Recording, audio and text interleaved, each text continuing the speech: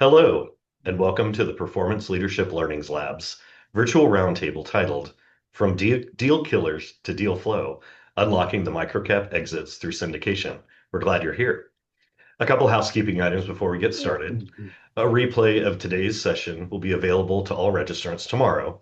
You will receive a notice via email with a link to the PL3 YouTube page. There you will find today's session as well as all our past roundtables. If you have questions for our panelists, please feel to drop those in the chat anytime. We'll leave time at the end of our session for audience Q&A. So let's begin with introductions. I'm Will Gladhart, the Chief Marketing Officer at the Culture Think Tank and the PL3. I'll be your moderator today. Unfortunately, two of our panelists, Bob Dunn and Lindsay Gazowski, are not available to attend due to last-minute conflicts. Will Lindstrom, you're the star of the show today, so please introduce yourself, your role, and your background. Yeah, no, perfect. Again, my name's William Lindstrom, and I'm one of the, like Bob and Lindsay, one of the founders of the PL3, and also the CEO of the Culture Think Tank, where we've been focusing on developing software to really help professionalize the microcap market. And so today, what we're going to talk about is really ties into the research that I've been doing. So my background has always been in turnaround, really interested in looking at how leaders impact the workforce. And as a result of that, I was kind of recommended to go get my doctorate in leadership and learning in AI from Vanderbilt. And as part of that doctoral program, I've been doing a lot of research on, particularly in the lower middle market and the microcap market, about all the leadership impacts that kill deals. Like why do deals fall apart, and what kills the valuation of deals? And through that, we discovered a really kind of interesting opportunity and an interesting kind of aspect to the microcap market. And so with that, I know we have a list of questions, Will, so you want to kind of work through some of them. I'll take some of Lindsay's, I'll take some of Bob's, and we'll get through this material. Absolutely, no problem.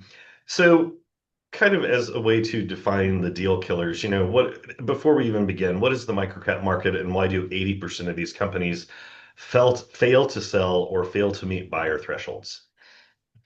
So that's a really good question. That was one of the first things that came out of when I began to do. I've done over, I think, 70 interviews now with different founders, owners, fiduciaries within the microcap market. Was actually finding what the microcap market was. So the microcap market is also referred to as the market street or market street companies. So these are companies that typically have an EBITDA, which is earnings before interest, tax, depreciation, amortizations. For those that don't know, it's the basis for doing valuation. Between 150,000 and about a million.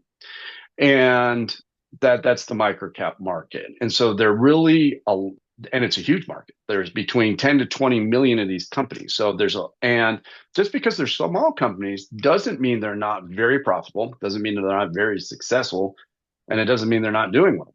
Many of them are. One of the things that came out of doing research into, the value killers and the deal killers is this concept that 80% of these companies can't sell. And the reason for that largely is they are too big to sell internally. So they're too big to sell to their employees, or they're too big to sell if in case of a specialty medical practice, they're too big to sell to the junior doctors in terms of they don't want to carry the debt. They don't want to run the practice. So just all the aspects of trying to sell internally, they're too big for that. But they're also way too small for what would be considered the lower middle market, which is the beginning of the professionalized investor group. And that typically starts at around $3 million in EBITDA. That's where you're going to get these professional investors. And professional investors fall into three big buckets. You have individual wealthy people that like to invest in companies, but they want a company that's big enough to be able to grow and scale. Then you'll have family offices, which are groups of families that have come together that have a kind of a mini fund. And then you'll get like your traditional private equity funds. And those are the people that are investing in. And so The reason these 80 reason these microcap companies or these market street companies can't sell, and why 80% of them can't sell, is they're largely just too small. They need to figure out how to go from 600,000, let's say, in EBITDA to 3 million, a million, 3 million as at the minimum, with an optimal of somewhere around 6 million. And so they're just too small for that. And you would think that many of these light companies could come together. They could say, okay, well, there's six of medical practices. There's six medical practices in this area. Why don't we just all come together? And well, that never really seems to be happening. And the reason for that is also, which is related to the deal killers, is there's four aspects to that. So beyond being too small, what's preventing them from getting big enough, from coming together as a collection of portfolio, is the first is the due diligence process. You would have to bring all of their financial books, all of their materials together as if they were one company. So this then puts this pressure on to, well, if I'm going to make all my books and all my financials look like I'm one big company for due diligence, because the professional investors just want to do due diligence once. They don't want to do it against each individual company because it's too time consuming and too costly. They just want to do it against all of them. That's great and all, but you can't, how do you go about doing that? And then the pressure comes on to, well, if you're going to do that, then you need to merge, right? You got to bring all these companies together so you can merge all this software together, which gets to the second deal killer, which is try putting six independently smart entrepreneurs together and have them decide on which software they're going to use, who's in charge. And so that breaks it apart too. And then the last aspect that has been historically really getting in the way of these companies coming together is also this perception that, well, if I'm going to bring six companies together to get to my, to become big enough for a company to begin interested in, and professional investor become interested in. So let's imagine we've resolved the messy books problem. Like, okay, all the books are magically put together. Let's imagine that these guys figured out how to operate collectively without, like with one person in charge. Well, then the last thing is well, they all have to want to exit at the same time and in the same manner. So exiting at the same time isn't necessarily a problem, because it's like, okay, we're all gonna exit in June of next year. Okay, so we're gonna sell our company in June next year, but one of the founders might want to say, well, I want to continue working 2 years and then have like a part-time job afterwards. Someone might say, well, I want to get out right now. And someone might be like, well, I'm 5 or 6 years away. And so trying to get everybody to agree on that also was the deal killer. So the entire so this entire market cap market and these market street companies are basically stuck in no man's land. They're too small for investors to want. They can't come together because the messy books problem. They can't come together because they've got to figure out who's in charge and the legal structures and all the costs associated with that. And they can't come together because they can't all agree when they're going to all exit at the same time. So this has created this huge constraint. And just to touch on what that means for the founders and the owners, is they're basically left with two options: structured liquidation for tax purposes, or they're going to sell at some suppressed value to their partners or their competitors, where instead of so they're not getting any equity out of it. So when that happens, it's just easier and probably more profitable just to run the company out for 2 or 3 years longer, work for 2 or 3 more years, and then just shut it down. Right. And so that's in a nutshell the microcap market and with market street companies, and why historically they have failed to find a way or a pathway to sell, and why 80% of them don't actually successfully sell. They just close their doors. Yeah, I mean, I think you've identified some of the, certainly the structural elements, but there's also some other elements I think that are around the idea of perceived risk, and talk about how leadership behaviors actually can amplify that in those specific settings. Founder centrality, what leadership behaviors signal that this is going to work or this is not going to work. Yeah, so that gets into, again, another reason why the professional investors aren't interested in a 600,000 EBITDA company. because you get into this concept of company specific risk or leadership specific risk. So in other words, everything's flowing through the leader. So you got this leadership concentration, and then that's also related to customer concentration. One or two customers are driving all the value, and then also supplier concentration. You know, if you have an exclusive ability to sell a product, well, what happens if that exclusivity goes away? Right. And that's driving 90% of your sales. So largely, this smallness problem is creating a situation where the company specific risk is too high for an investor to want to invest in. And Mhm. then you also have the issue of legacy, where a lot of these leaders, you know, they've been, this is their life's work. They've been doing it for 20 or 30 years, and the idea of letting go is a little bit difficult for them. And so they wait. I'm not ready to exit now. I'm not planning for it because their identity, their status, everything's rolled up into the sense of this company, and it's their baby. They can't let it go. And so what happens is one of the D's hits, which is typically divorce, disease, death, or debt, Discourse. or yeah, discourse. All one of these five hit, and now they're forced to try to exit, and they don't have the timeline to do it. So now you have this other issue where you got this constrained time horizon of like, okay, instead of having 3 to 5 years, which is kind of the ideal best in class, you're trying to do it in 6 months to 12 months. And again, that's going to suppress the exit value. It's going to suppress the valuation of the company. And sometimes the best action is to actually just do a structured liquidation and take the tax savings. So that's where that leadership specific risk comes into play. Okay. Thanks for clarifying that. You know, it seems like the market just keeps doing this and repeating this, that it's a predictable issue, a predictable outcome. So, like, how does this actually work? How does the scale to influence the buyer, options and capital efficiency? What does independence versus collective actually do for that particular opportunity?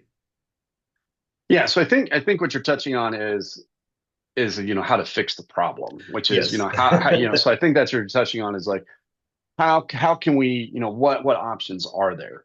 And so to do that, what was interesting is a lot of the perspective of why these companies can't sell was from the perspective of the actual market cap people, and also what is and from the perspective of the market street companies themselves, what they actually believed.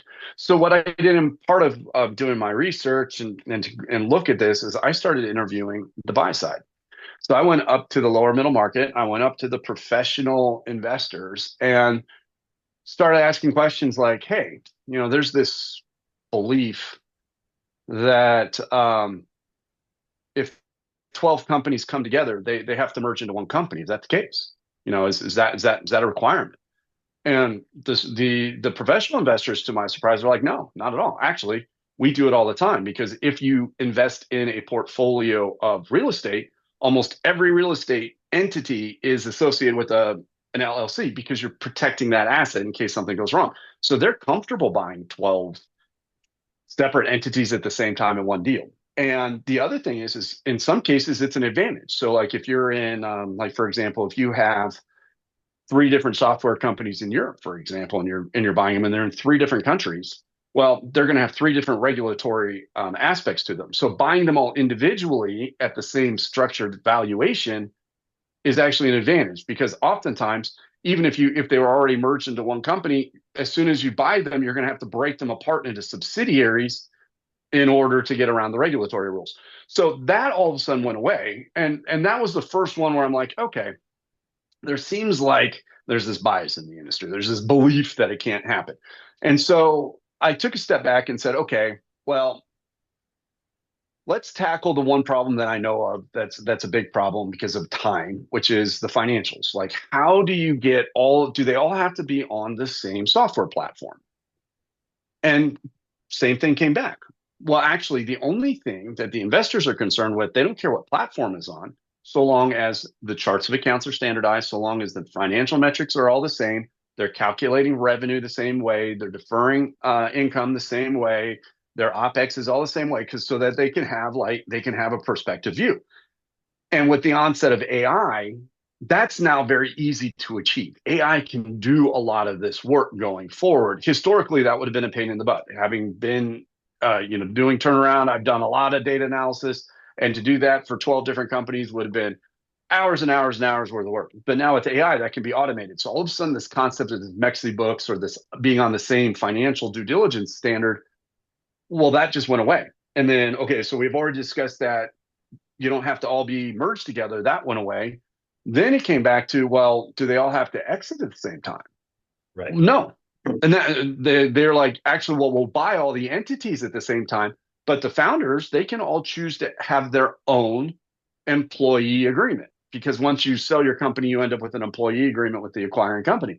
And those can all be different. And this gets back to the advantage of them all being separate entities when they get acquired, is that each owner can have their own exit. So let's back to the medical practice example. I can choose to stay on for 2 years and then work half time for 2 years. I can put that into my owner agreement. I can choose to leave right now. I can choose to work 5 years full time. It doesn't matter. And surprisingly, the investors didn't care. The only thing the investors cared about was the strength of the cash flows, the ability to grow, and whether or not there was a replacement plan for the leader. Right. Okay. So that took off that one. Then you get down to this leader specific risk, right? Okay, well, you've got this leader concentration, customer concentration. Well, what happens when you bring 12 companies together? You diversify that risk. So now all of a sudden you've diversified this risk. And so putting all of that together, when I approached these investors, said, well, let's assume AI's cleaned up this problem. So you have one set of financials, you're only doing due diligence once. Let's assume that because of that, we can have 12 companies operating separately and being packaged and sold collectively. So if we go back and we look at the comps of, let's take a 12 specialty medical practice. The last belief was, well, if you put together 12 like companies, but they're not really all one company, you're not going to get the same multiple as if they were one practice management group, right? That was the assumption. And come to find out, the investors are like, actually, no, we don't care, because we want the cash flow. And also we have this capital we got to deploy. So we are happy to play the same multiple with the same premiums that we would buy for a practice management group if you had these 12 companies coming together. And that was kind of this eye opener. You're like, so let me get this straight. The whole reason the microcap market and the Market Street market isn't coming together is perception. I mean, yes, there's the technical hurdle, but with AI now, it's perception.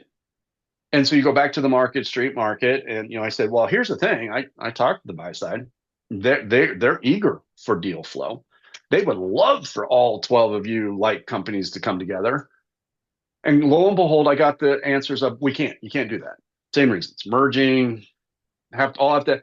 And so I started asking the question, like, why do you believe this? Because here's the buyer saying that's not true. AI can fix the most complicated and difficult piece of it, which is the financials. Mm-hmm. Why? What? Why? And come to find out, we've always done it this way. Exactly. And then so why have we Exactly. always done it this way? And what it comes down to is the most fundamental, simple fact that most companies in the microcap market, these Market Street companies, are sold by a broker. And a broker is different than an investment banker or an M&A advisor. And the key difference is a broker runs under the same license as a real estate agent, as a residential real estate agent. It's the same license to be able to sell, and they're not selling a security, they're selling an asset. They basically as a house. And so here's the rules with that. In order for a broker to sell a home, you have to sell 100% of the home. How else do you do it? And Right. you have to exit the home. So the new tenant moves in, or the new owner moves in, the old owner moves out, and you sell the house. So it's a 100% asset sale, and it has to be that way because that's how they are licensed. So when it comes to they can't sell a half of a home. And so when it comes to a company, they're required to do this. It has to be one asset and they have to sell 100% of it. So that's why you have to merge. That's why you all have to agree to exit at the same time. They cannot do anything, what is called anything related to a security. Now, if you go up to the buy side and the lower little market, they structure securities. And what that means is, a security means is I might buy 80% of a portfolio of companies. I'm going to let the owners retain 20% because I want them locked in and motivated. I might have an earnout where a portion of the value is held back and the owner has to earn that out. I Mhm. might have an equity buyback. All these kind of sophisticated, and they're not overly complex, but all these different types of deal terms that they put together Right. to mitigate risk. That's what they're always doing. They're mitigating risk. To mitigate risk, make sure they get the return, isn't available Right. to a broker. Yeah. So So as a result, go ahead. that it's all bias. I have to all come together. Right. And if you Well, flip the script on them and you say, okay, so then I sat down with the group and I said, okay, what if I told you that it's not true, that you can sell 80%? No, well, who's going to do it? And that's the other issue, right. is that the investment bankers in the low middle market, because the appetite is for a minimum of 3 million in EBITDA, the people with the licenses to be able to do a security aren't going to bother with a 600,000 EBITDA company. It's not worth their time because the due diligence and everything to put it together is too expensive. Right. Because it's the same amount of time. So if it's $1 billion company or $100 million company or a $1 million company, the due diligence is the same process. It might be a little bit longer, but it's the Right. same. So you need efficiencies in size. Right. And I think the reality is that they don't make any money in that whole piece Well, of they due make money diligence. just proportionally to the Right. time. So I can put in 100 hours on a $60 million deal, or I can put Totally. 100 hours or maybe 90 hours in on a $2 million deal. Well, I'm not gonna, Right. my return isn't there. So what's interesting though is when you flip the script and you say, okay, and you change the perspective and say, well, what if go to the buy side, like, well, how are you getting these small companies to begin with? And they're like, well, we're relying on these brokers that do roll-ups where they buy each company at the lowest possible margin, lowest possible thing, and they bring it back up. Well, what if we just did a sell side roll-up? What if we just got 12 companies to agree to say, you know what, let's continue to operate separately. Let's let AI take care of the financials so that you have one package of due diligence. And then if we do that, and you have all of a sudden these 12 companies have 6 million in EBITDA, then we went and knocked on the door of the M&A advisors that do these types of deals on the sell side and said, hey, I got 12 companies. They got 6 million in EBITDA. They're all separate entities. Are you interested? Lo and behold, there wasn't one that said, no, we're not interested. And as a matter of fact, they came back and said, well, hold on. Can we look at the microcap market as untapped deal flow? Can you create a process or can you create a system where deliberately you're looking for 12 to 8 to 12 companies that all fit the profile that the sell side and the buy side want? And then all of a sudden that opened up as like that light bulb is like, yeah, actually that works. If you can bring, and so then the AI that cleans up the books becomes the only kind of hurdle to resolve. And that's, with the development of software that's going away. And then now all of a sudden there is a pathway, there is a bridge between the micro cap market and the lower middle market where these companies that were too small to sell, had too much risk, but made good margins, had great cash flows. All of a sudden they now can come together in a collaborative manner and present themselves as still operating separately, but being sold collectively. And now all of a sudden there's this whole untapped market of 10 to 20 million companies. And a lot of these private equity funds can't deploy capital because they've overfished the market. So take 12 practice groups, all the 12 practice groups that are one company, they've all been sold. Right.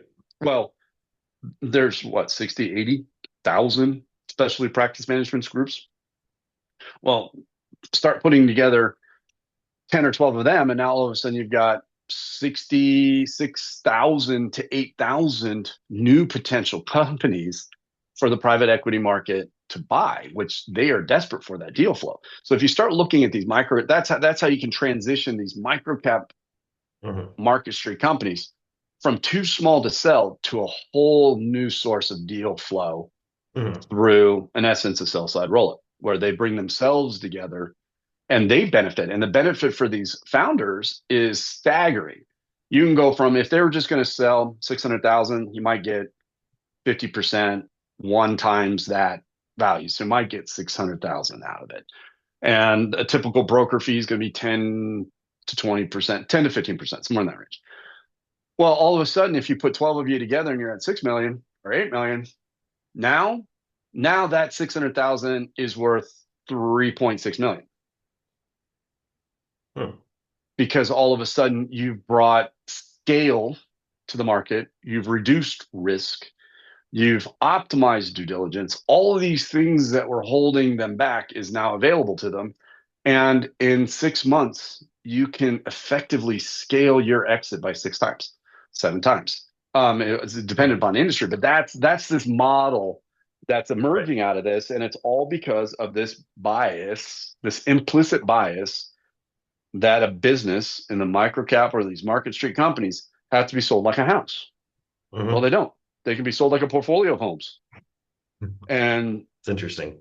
yeah, so that's kind of it, So, kind of all so of it. you've kind of identified, the constraints, the research, the bias. So, what are you calling this? And, because I've heard terms of, we've talked about terms of synthetic roll-up and syndicate. Like, so how is this positioning in the market? And In the terms of how we put this together is that a traditional roll up is I buy 12 companies one at a time. It takes 3 to 5 years. I buy them at the cheapest possible multiple, and then I put them together and I sell them. So to distinguish ourselves from that, what we really are calling this is a syndicate, which actually is a term used in real estate. So if you're going to go buy a specially set of properties that aren't a part of the whole portfolio or especially a portfolio, it's called a syndicate.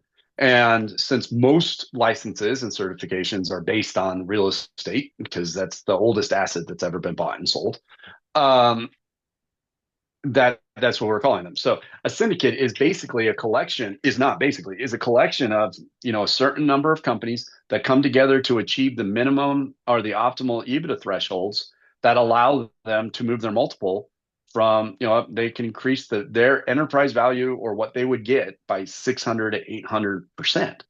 And that changes everything. So from a wealth management perspective, it closes the wealth gap. It gives these people's return on their life's work. It allows them to actually, you know, enjoy the legacy that they built for themselves. And then also it gives them the opportunity to kind of change and transition how they exit, when they exit. So they're just not, put into this scaffolded approach. They can just do it their way. So it's a win-win for all parties. The buy side that's so desperate to buy companies all of a sudden has a new source of capital. The founders and owners that have been kind of suppressed in their ability to sell can now all of a sudden sell for real returns. mhm, And the best part is and they can choose how they sell or how they exit. So they can choose to stay 2 3 years, they can choose to stay 1 year. So it right. corrects the problem. So the micro cap market is extremely inefficient, and what a syndicate model does is it allows basically it's professionalizing the micro cap market.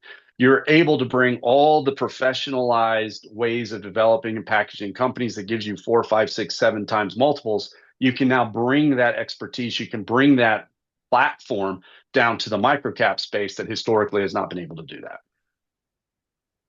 Excellent. So, yeah, it's really interesting, talking about that, uh, bias, but the risk, the other pieces, it really sounds like obviously the syndicate reduces not only, it exposes the financial lightness of companies, or you compare apples to apples, and then also you can, it de-risks, it's part of the owner element of that. So, And as you mentioned, it's able to provide a greater X, a greater EBITDA value for that owner upon exit at the timeline when they actually want. So it sounds like a very win-win and a piece of the marketplace that, hasn't been available before. Yeah, largely what it's doing is by taking the concept of a syndicate, you're able to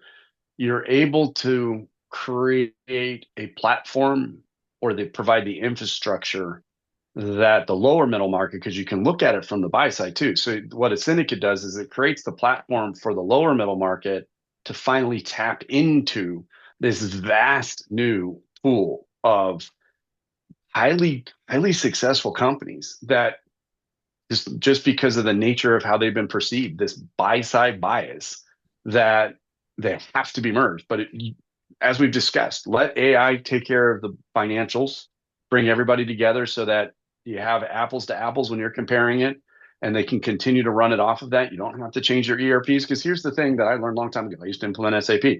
Like why is everybody implementing SAP? Is it because it's the best platform? No, it actually had just really good reporting.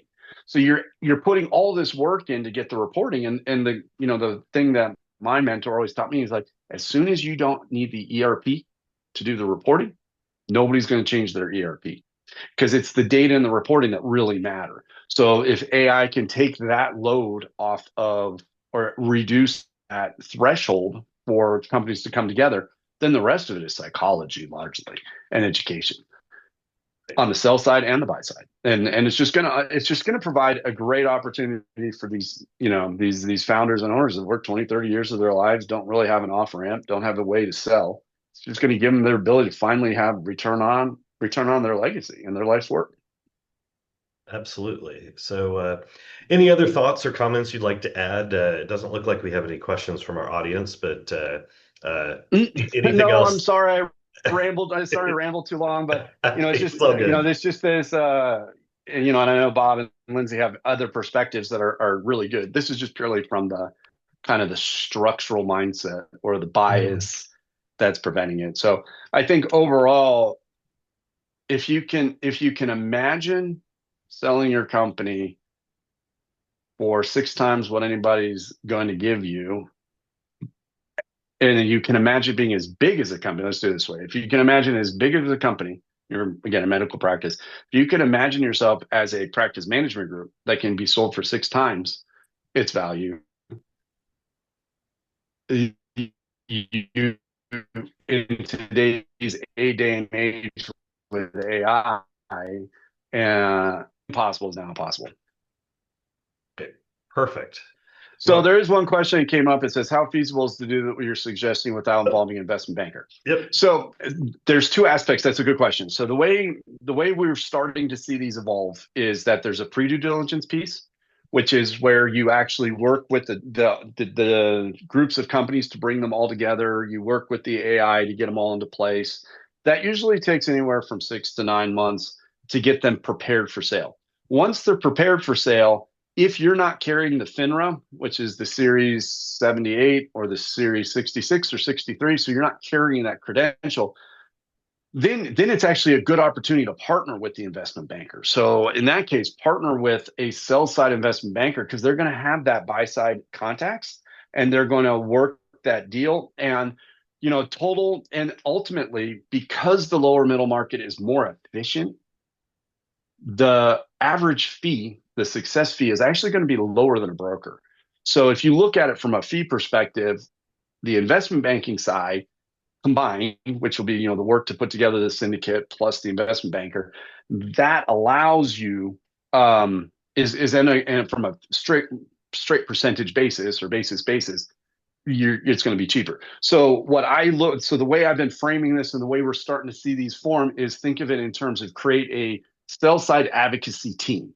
And that team is someone that can bring the companies together, someone who can provide the AI and the technology to bring to bring the financials together.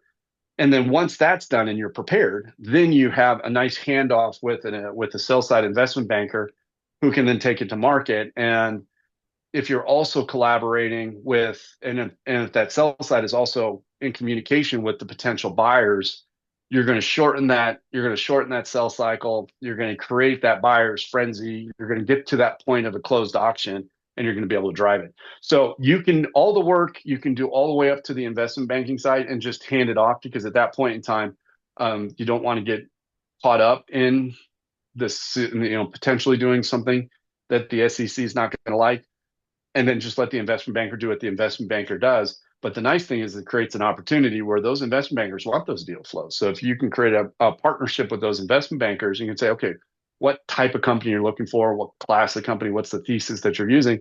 Well, you can start to create a business almost around it, where that's what we're seeing these people doing, especially in the exit planning institute space. These value advisors are starting to figure out how to team up, bring their clients together, create that syndicate to hit that magic EBITDA number that gets them from 1x to 6x or 5x, and then hand it off like a baton, like a 4x 100 meter race.